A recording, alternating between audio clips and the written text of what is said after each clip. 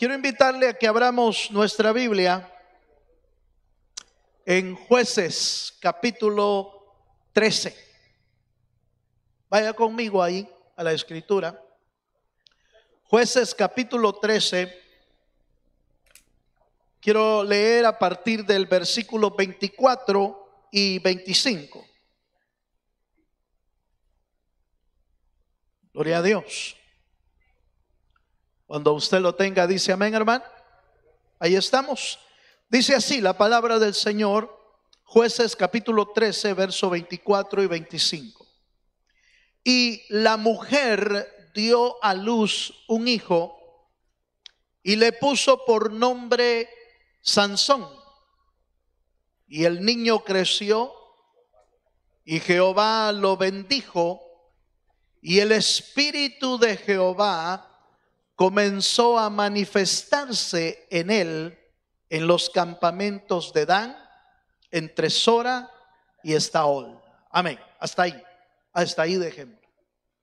Yo quiero hablarle esta noche de cómo el hombre que Dios envió para que fuera una esperanza del pueblo de Dios, lamentablemente se apagó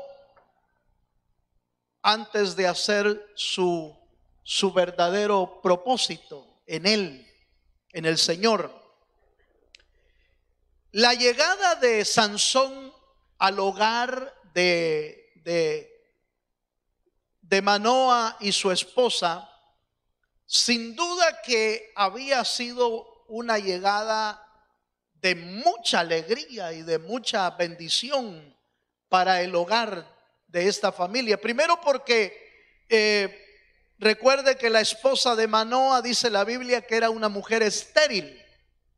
Y por ser estéril, la llegada de un niño era definitivamente un milagro de Dios. No solo por el nacimiento, porque ella era estéril, sino hasta la manera en que se dio a conocer que iba a nacer Sansón. La Biblia dice que un ángel se le apareció a la esposa y le habló de que iba a nacer iba a tener un bebé, y inclusive le dio cómo debía de cuidarlo. Ya en la segunda ocasión que buscaron al ángel, les explicó cómo deberían de cuidarlo, cómo deberían de atenderlo para que el niño tuviera un buen crecimiento. Yo creo que para todos, no importando que haya sido alguien estéril, en realidad la llegada de un niño a cualquier hogar es motivo de alegría. ¿Sí o no, hermano? Es motivo de alegría, es motivo de gozo. ¿Qué padres no se alegran cuando les dicen, miren, van a ser bebé, van a ser un bebé? Y más si le dicen si es varón o si es niña, y dependiendo pues lo que cada uno tenía en su corazón esperando, pues de plano la alegría como que se multiplica, se hace mucho más grande. Pero la llegada de este niño a la casa de Manoa y su esposa no solo era motivo de alegría para la casa, sino que causaba una alegría en realidad para todo el pueblo, porque el pueblo estaba viviendo un tiempo difícil. Y el pueblo sabía que la única forma de salir de esos tiempos difíciles es que Dios levantara, como siempre lo hacía, Dios levantara un héroe, un paladín, un líder, un libertador, un juez en medio de ellos que los sacara de la angustia y de la tribulación. Si usted me acompaña en Jueces capítulo 13, versículo 1, vamos a leer, permítame, vamos a ver aquí. Sí, Jueces capítulo 13, versículo 1. Usted va a ver la condición en que el pueblo de Israel se encontraba antes que este niño naciera. Dice Jueces 13:1, los hijos de Israel volvieron a hacer lo malo ante los ojos de Jehová, y Jehová los entregó en mano de los filisteos. Oiga usted, ¿cuántos años? 40. 40, y el número 4 siempre ha sido un número de prueba dentro de la Biblia. 40 años de entrega contra los filisteos. Y entonces el niño no solamente alegró un hogar, sino que en realidad era la esperanza de todo un pueblo. Fíjese que esto siempre me ha llamado la atención, porque yo tengo claro que cada niño que nace, sobre todo en un ambiente cristiano, en un hogar cristiano, trae en su vida un propósito de Dios, un propósito de alegrar a su familia. Pero entre ellos, entre esos niños que aparecen ahí, algunos de ellos traen, hermano, traen propósitos bien elevados. El de Sansón era uno de los propósitos elevadísimos. ¿Por qué? Porque se iba a convertir en un libertador del pueblo de Israel. En realidad, cada vez que el Señor da un niño o una niña en un hogar, uno en realidad no sabe todo el plan que trae, hermano. No lo sabe en realidad, a menos que pues se le presente el ángel, como se le presentó a Manoah, ¿va? Y le diga a uno mismo, le diga: mira, este niño trae este propósito. Qué maravilla sería saber todo ese plan de esa manera, ¿va? Pero en realidad no. En realidad aparece el bebé, aparece el niño en nuestros hogares, alegra nuestras casas, alegra nuestra familia. Pero ¿qué plan traerá Dios en ese bebé y en ese niño o esa niña? En realidad es parte de nosotros los padres el tratar, con la ayuda del Señor, descubrirlo y ayudarle y auxiliarle para que el propósito sea alcanzado. Pero yo quiero que vea usted esto. Sansón era la esperanza de Israel. Sansón era el que traía la liberación del pueblo de Dios.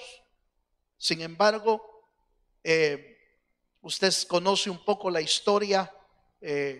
Sansón se desvía del camino, pero lo impresionante es que, fíjese, hermano, que Sansón significa, algunos lo traducen como pequeño sol, así lo traducen algunos. Otros lo traducen como fuerte, como el fuerte. Pero me llamó la atención esa traducción del pequeño sol, porque y sin lugar a duda, hermano, que el Señor lo envió para que brillara en medio del pueblo de Israel.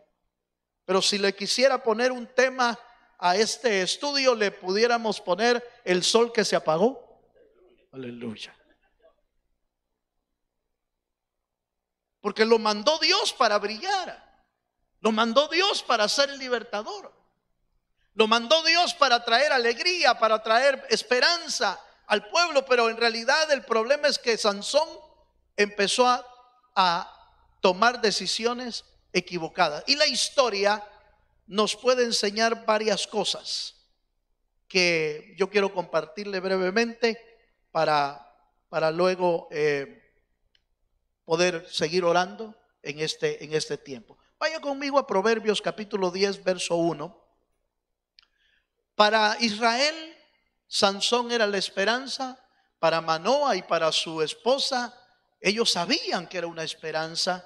Así muchos hijos en los hogares podrían traer una esperanza especial de Dios.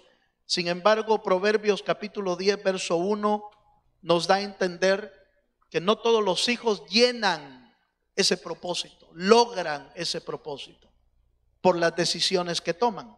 Dice Proverbios capítulo 10, verso 1, dice: el hijo sabio alegra al padre, pero el hijo necio es tristeza de su madre.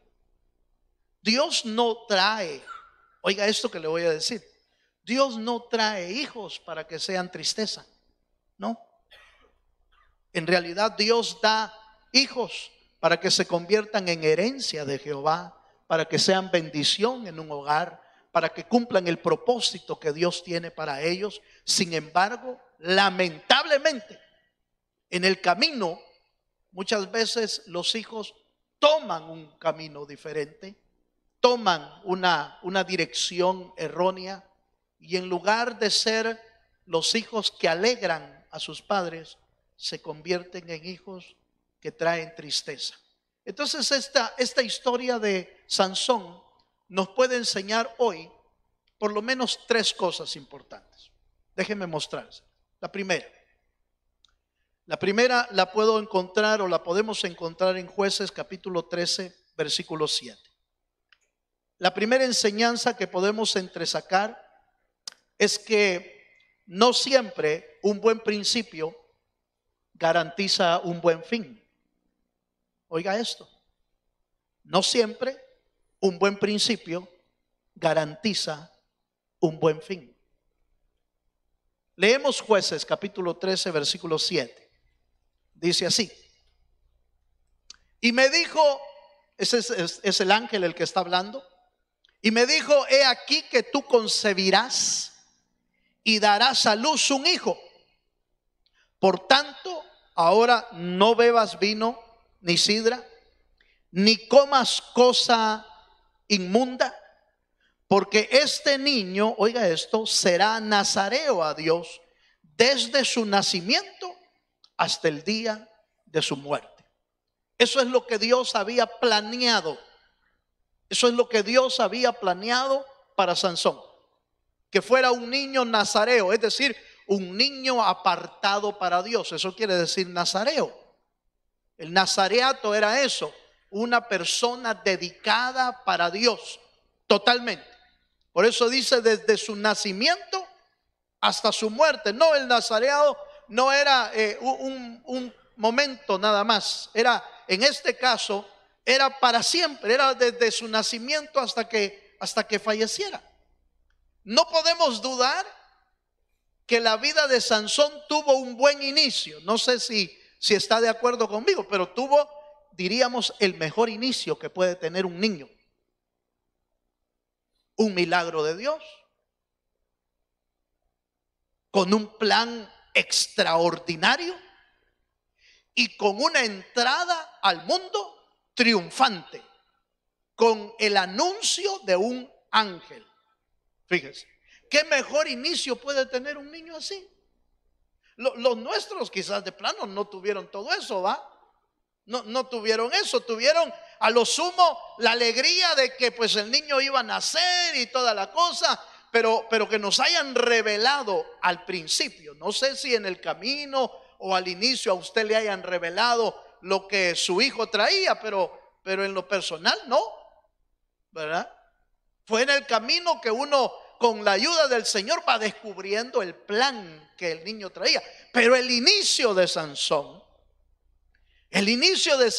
era de los inicios más espectaculares, de los inicios más impresionantes, con el anuncio de un ángel, con un plan extraordinario y con la mano milagrosa del Señor, porque su madre era estéril y entonces tuvo que intervenir Dios milagrosamente para que el niño naciera.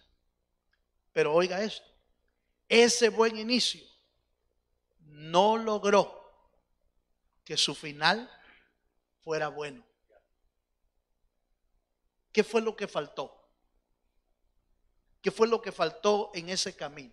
Yo diría que lo que faltó fue la perseverancia de la fe del corazón de él. Yo diría que los buenos inicios ayudan mucho para avanzar en nuestra vida espiritual, pero si uno no persevera en eso, mire, puede haber tenido el mejor nacimiento del mundo, con el mejor plan del mundo, con la mejor preparación de Dios, pero si uno no persevera en lo que Dios estableció, va a terminar en otro lado. ¿Cuántos dicen amén? Y de alguna manera, en ese trabajo, influyen dentro del hogar, influyen dos ángulos. Por un lado, el trabajo de los padres, que Manoa y su esposa hicieron de alguna manera hasta donde pudieron bien. Pero en el otro ángulo, el problema fue que Sansón no era una persona que perseveraba en los mandamientos del Señor, sino que hacía lo que quería. Y eso le produjo desviarse. ¿Cuántos me están entendiendo? Veamos un versículo más. Veamos en 2 de Juan, capítulo 1, versículo 9. La importancia de la perseverancia. Fíjese, hermano, que pues yo sé que algunos padres hasta hemos recibido promesa de Dios, del niño, de la niña que el Señor nos da. Y es bueno. Pero debemos de tener bien claro de que debemos aprender a perseverar tanto nosotros como padres, como enseñarles a nuestros hijos a que perseveren en la fe que han creído en Jesucristo. Mire lo que dice 2 de Juan, capítulo 1, verso 9, dice: cualquiera que se extravía y no persevera en la doctrina de Cristo, no tiene a Dios. El que persevera en la doctrina de Cristo, ese tiene al Padre y al Hijo. Note que ahí hay una palabra muy importante: la perseverancia. Uno puede haber nacido en una cuna evangélica, puede haber nacido en una cuna cristiana, puede haber nacido oyendo la palabra del Señor, pero si esa palabra no se persevera, puede terminar uno desviado. Ejemplos en la Biblia hay varios. Uno de ellos, Sansón. Otro, Elí, por ejemplo, y sus hijos. Es otro ejemplo. Elí y sus hijos crecieron dentro del templo. En el mismo templo en el que también creció Samuel. Solo que Samuel, llamado por Dios también, oyó la palabra de Dios y dice con claridad: y Samuel no dejó caer a tierra ninguna de las palabras del Señor. ¿Qué nos enseña eso? Que Samuel tomaba la palabra y tenía el cuidado de no desperdiciar, de no menospreciar, ni abandonar lo que estaba oyendo. En cambio, la Biblia nos dice de los hijos de Elí, dice la Biblia, eran hombres impíos, dice. Eran hombres impíos. O sea que habían conocido la piedad de Dios y la habían abandonado. La Biblia nos dice, por ejemplo, acerca de la salvación, inclusive nos dice que el que perseverare, ¿hasta dónde dice, hermano? El que perseverare hasta el fin, este será salvo. Hablamos de Sansón en el inicio de su nacimiento. Cuando usted y yo nacimos en el Evangelio, para eso, ese fue nuestro nacimiento. Pero ojo con esto. No importa qué tan buen inicio haya tenido en su nacimiento como cristiano, si no persevera, el fin puede ser otro. El fin puede ser otro.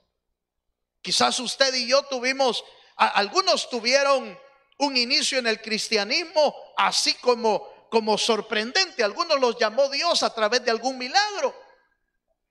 Algunos los llamó Dios a través de algún prodigio que hizo en su vida, y uno se convierte cuando vio ese prodigio. Es como una entrada triunfal. Es como una conversión como con sorpresa de Dios, porque Dios hizo algo milagroso en nuestra vida y entonces uno se convierte. ¡Qué bueno! Pero eso no garantiza nuestro final. Necesitamos aprender a ser gente que persevera en el reino de Dios. ¿Cuántos dicen amén? Necesitamos ser gente que persevera. El que no persevera en la doctrina de Cristo se extravía, dice. Pero el que persevera en la doctrina de Cristo, ese tiene al Padre y tiene al Hijo. Como dando a entender como que la garantía de hecho es que Cristo esté dentro de nosotros. Por eso dice la Escritura, dice que Cristo en vosotros es la esperanza de gloria. como dando a entender, si Cristo está en nosotros es porque hemos perseverado en su palabra, hemos perseverado en su doctrina, hemos perseverado aún en medio de las batallas, de las luchas, de las pruebas. Hermano, una de las cosas que más debilita a los creyentes o nos debilita son las pruebas. Las pruebas, cuando vienen con mucha fuerza, hermano, tratan de derrumbar nuestra vida, tratan de derrumbar nuestros fundamentos, nuestros pilares, nuestra fe, tratan de derrumbarlo. Pero no importa cuán fuerte sea la prueba, perseveremos en la fe del Señor y al final tendremos la victoria. Dele un fuerte aplauso al Dios de los cielos. Bueno, segunda enseñanza que nos da la vida de Sansón. La primera es que no siempre el buen principio garantiza un buen final. La segunda es que jugar con el pecado es lo más insensato que podemos hacer. Aleluya. Jugar con el pecado es lo más insensato que podemos hacer. Eso fue lo que le pasó a Sansón. Sansón empezó a jugar con el pecado. Si leemos la escritura en Jueces capítulo 14, versículo 1 y 2,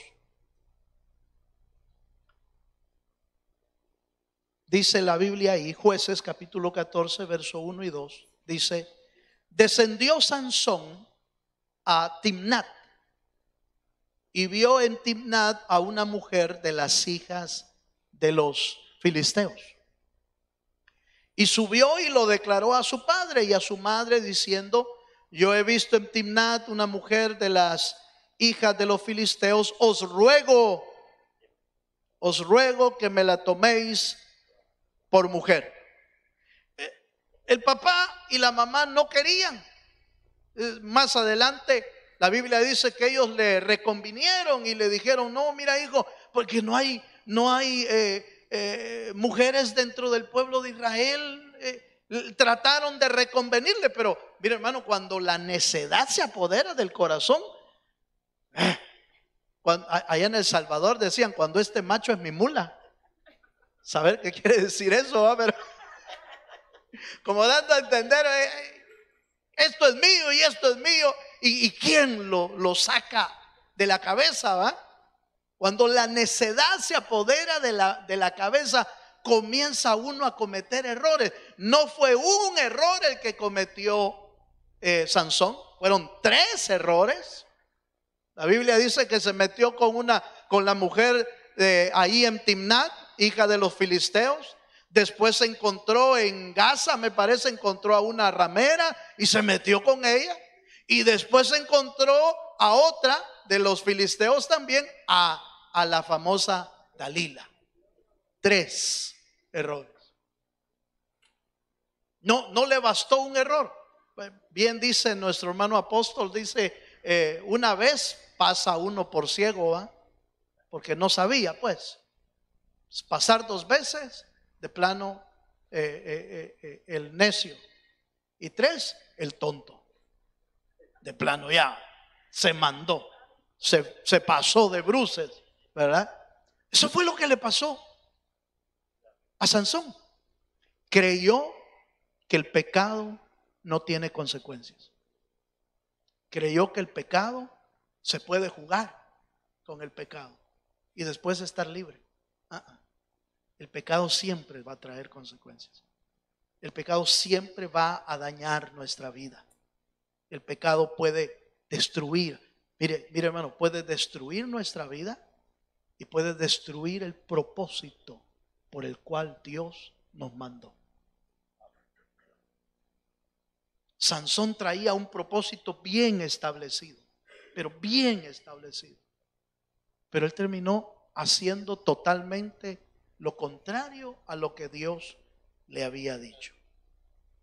Por lo tanto, hermano, el diablo, cuando nos mira jugando con el pecado, el diablo es mucho más astuto y mucho más sutil.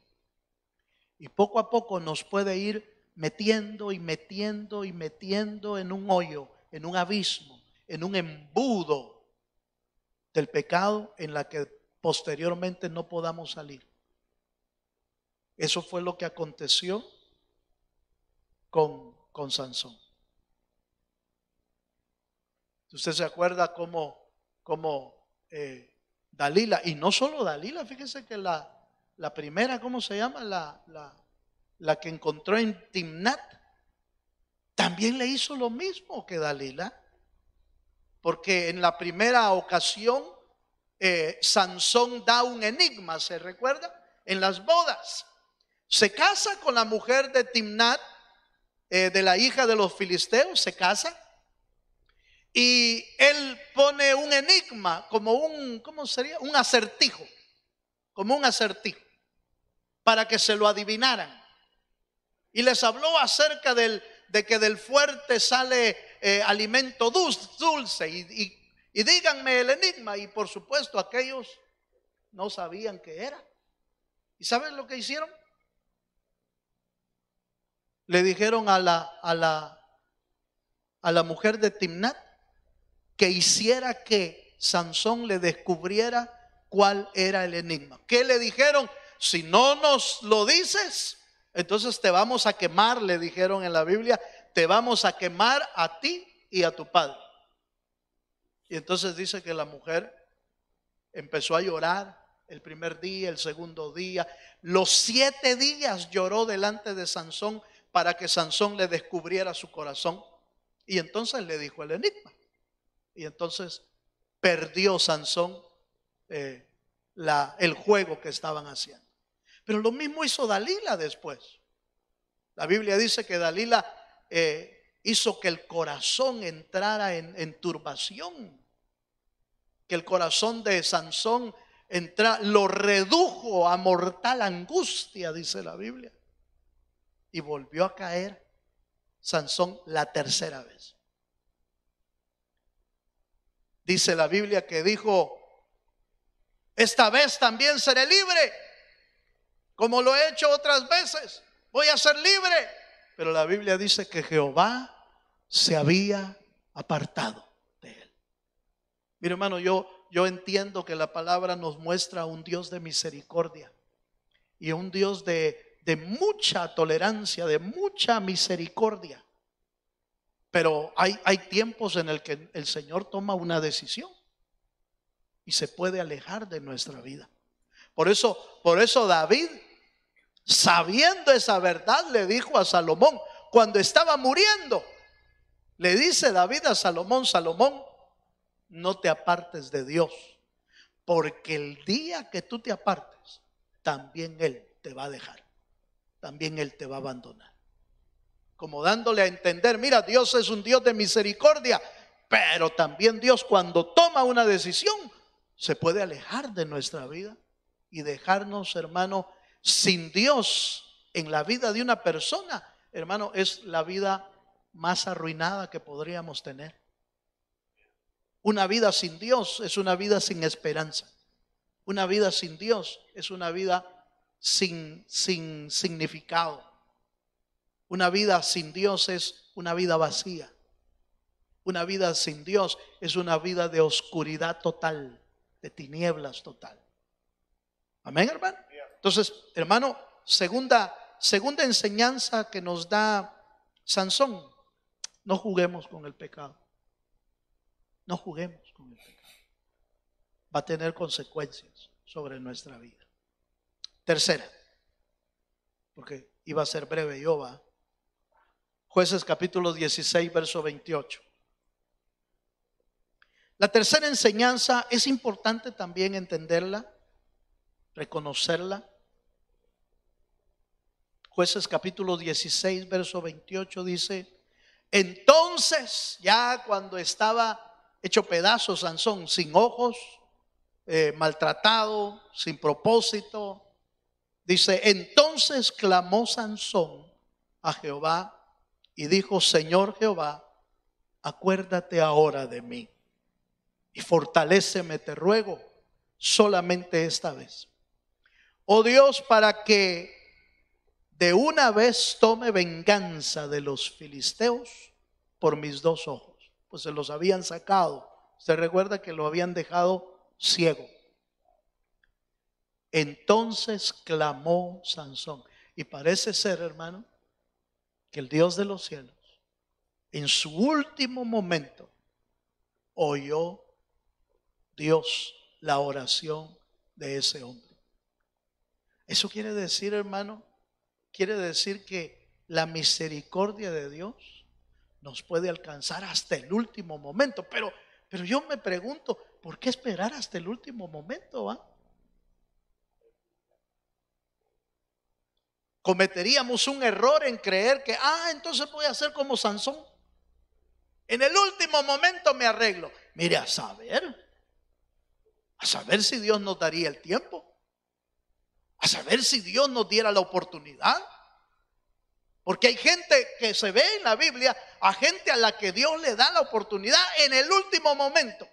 El ladrón de la cruz, le dio Dios la oportunidad de ser salvo en el último suspiro, hermano, en el último minuto. Yo no sé cuánto tiempo habrá durado el ladrón de la cruz después de que el Señor le dijo: de cierto te digo que hoy mismo estarás conmigo en el paraíso. ¿Cuánto tiempo habrá durado después de esas palabras? No lo sé. Solo en lo que dijeron eso y en lo que se tardaron para quebrarle las piernas. Porque la Biblia dice que les quebraron a los dos ladrones, les quebraron las piernas para que el peso cayera y entonces murieran. Porque ya no los querían tener colgados, porque el tiempo de la Pascua estaba llegando, y entonces había que, cuando llegaron donde el Señor, vieron que él ya estaba muerto, y entonces no lo hicieron con el Señor para que se cumpliera la palabra de que ninguno de sus huesos había sido quebrantado. Pero eso fue en el caso del Señor. En el caso de los ladrones, les quebraron sus piernas y murieron. ¿Cuánto tiempo duró entre la plática, acuérdate de mí cuando vengas en tu reino, y la quebradura de piernas? No lo sabemos. Pero ese ejemplo y esa historia deja claro que Dios hasta el último momento puede tener misericordia de alguna persona. También debemos de conocer eso. No importa cuántas fallas hayamos cometido, lo que usted y yo debemos de buscar siempre es buscar estar a cuentas con Dios. Busquemos su misericordia, hermano. A veces inclusive el diablo puede hacernos creer de que porque hayamos fallado o hayamos pecado, ya no hay misericordia de Dios para nosotros, o ya no hay perdón. El diablo se encarga de eso, fíjese, hermano. El diablo se encarga de hacernos creer, de hablarnos, de decirnos: ¿acaso Dios te va a perdonar? ¿Acaso Dios, tú crees que te va a perdonar con todo lo que has hecho, con lo malo que has hecho, con lo fuerte que has hecho? ¿Acaso Dios te va a perdonar? El diablo se encarga de acusarnos. La Biblia dice que él es acusador de nuestras almas. Y a veces el diablo nos quiere hacer creer que ya no tenemos esperanza para con Dios, o que Dios ya no puede perdonarnos. Pero la vida del ladrón de la cruz y la vida de Sansón demuestran que sí hay esperanza. En todo tiempo hay esperanza. Mientras estemos aquí en la tierra, tenemos esperanza de que la misericordia de Dios nos rescate. ¿Cuántos dicen amén? Bueno, tan es así la seguridad. ¿Por qué podemos estar seguros de que Dios lo rescató? Bueno, vemos en Sansón que el Señor fue el que lo fortaleció. Como que oyó el clamor de Sansón, y la fuerza que Sansón tenía antes la volvió a experimentar. Y esa fuerza solo venía, la Biblia lo dice, esa fuerza solo venía cuando el Espíritu de Dios descendía sobre Sansón. Ahí es cuando él tenía fuerza. Fíjese que es interesante esto, porque no tenía fuerza en todo tiempo. Usted puede leer la escritura y nosotros entendemos, es que, hermano, el pelo es el que hacía que tenía fuerza. No, ese era el pacto. Esa era la promesa, ese era el pacto que tenía. Pero él no tenía fuerza en todo tiempo. tenía fuerza cuando el Espíritu del Señor descendía sobre él. Una vez dice que se lo llevaron preso, le pusieron cuerdas nuevas y él se fue preso. Pero cuando ya estaba en medio de todos los filisteos, dice la Biblia, y el Espíritu del Señor vino sobre él y entonces rompió. Dice, se volvieron las cuerdas como hilo. Y entonces rompió las cuerdas, Sansón. ¿Por qué? Porque el Espíritu del Señor había venido sobre él. No en todo tiempo tenía fuerza. Como usted y yo no en todo tiempo tenemos fuerza por nuestra fuerza. Es por la fuerza del Espíritu de Dios que nos da la fuerza para seguir adelante. ¿Cuántos dicen amén? Pero ¿por qué podemos saber de que fue alcanzado por el Señor? Porque en Hebreos todavía el Señor lo pone como un hombre de fe. Vaya conmigo a Hebreos capítulo 11, versos 32 y 33. Dice, hablando de los hombres de fe, Hebreos 11, 32 y 33 dice, ¿y qué más digo? Porque el tiempo me faltaría contando de Gedeón, de Barak, de Sansón, de Jefté, de David, así como de Samuel y de los profetas, que por fe conquistaron reinos, hicieron justicia, alcanzaron promesas y taparon bocas de leones. Sansón aparece entre los hombres de fe. Eso quiere decir que fue alcanzado todavía por la misericordia del Señor, y aunque erró, oiga, podríamos decir esto: Sansón perdió su vida en el propósito de Dios. En cuanto al propósito de Dios, perdió su vida. No hizo lo que Dios lo había mandado a hacer en realidad. Pero en cuanto a su vida eterna, no la perdió. La misericordia de Dios lo alcanzó. Porque también nos quería enseñar que no importa cuán fuerte, cuán grande haya sido nuestro pecado, Dios es grande en misericordia para perdonar nuestra vida. Démosle un fuerte aplauso al Señor.